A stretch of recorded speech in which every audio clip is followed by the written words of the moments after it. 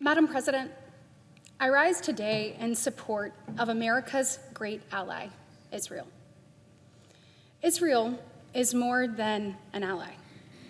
She represents the hope in the Middle East, hope for the world. I actually visited Israel 2 weeks after October 7th.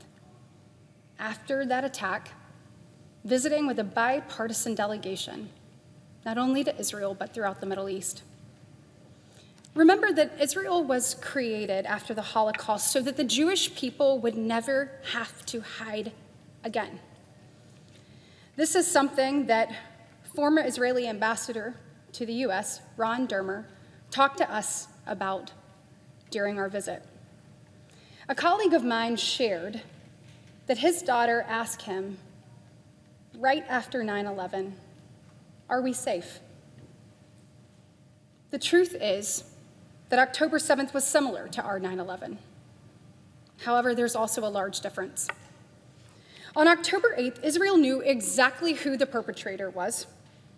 They knew exactly where they were. They were just miles away, their neighbor. It's like if we woke up on September 12th, 2001, and we had the terrorist who had masterminded the attacks of 9/11 living next door in Brooklyn. Additionally, they said they would come back again and again and again and again until they eradicated the Jewish people and the state of Israel.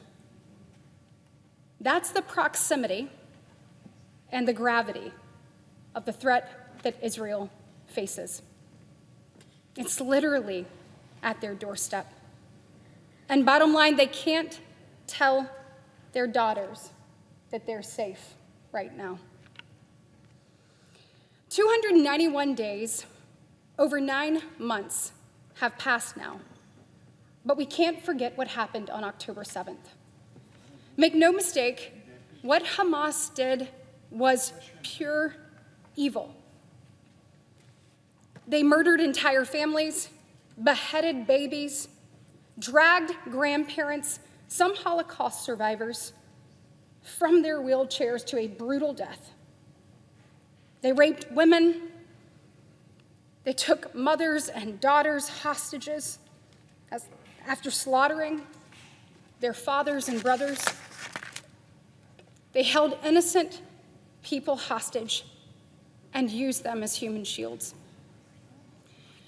As I think about this as a mom, I can't imagine the agony that parents are going through, knowing that their children, their loved ones, are being held hostage and used as human shields.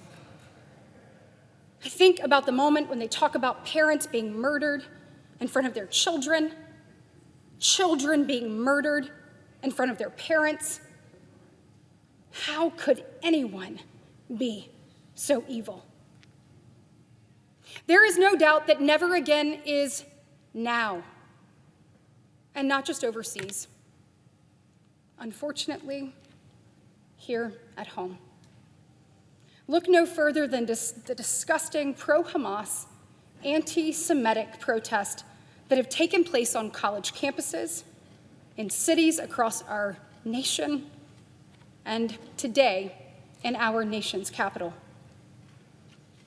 Today, Israeli Prime Minister Benjamin Netanyahu came before Congress and asked us to do what we have promised, to stand behind Israel, to stand behind the Jewish people.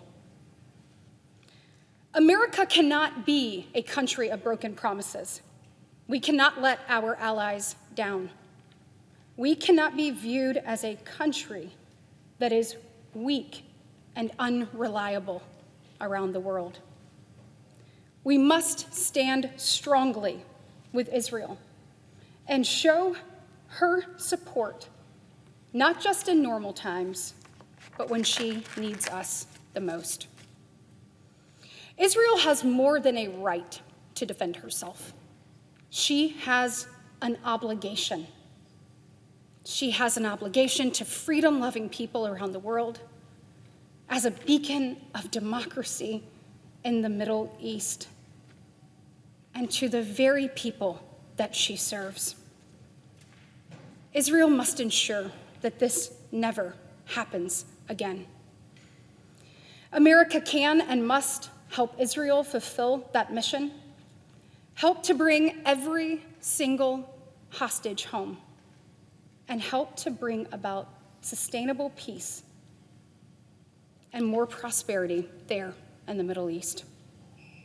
Remember, Hamas doesn't just want to destroy peace in the Middle East.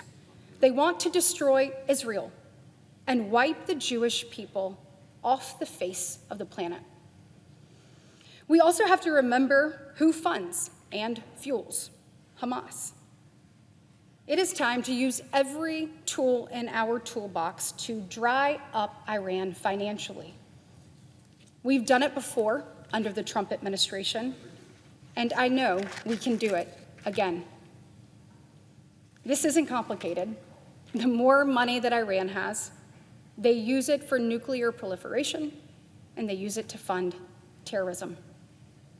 They fund Hamas in Gaza, they fund the Houthis in Yemen, and they fund Hezbollah in Lebanon. We know what that means for Israel, and frankly, we know what that means for America. It is past time to reestablish credibility in America and its deterrence. We will only achieve peace through strength. And that means giving Israel everything she needs to permanently end the threat of Hamas. As I listened to Prime Minister Netanyahu's speech today, I was in awe of the Israeli people's courage. The courage to fight for democracy. The courage to secure peace in the Middle East. And the courage to fight for their very existence. Congress is behind Israel. Alabama, the first state in America to call for the establishment of the Jewish state, stands behind Israel. And the United States of America is behind Israel. As a Christian, as an American, as an Alabamian, I firmly support Israel, and I'm incredibly proud to do so. Thank you. I yield the floor.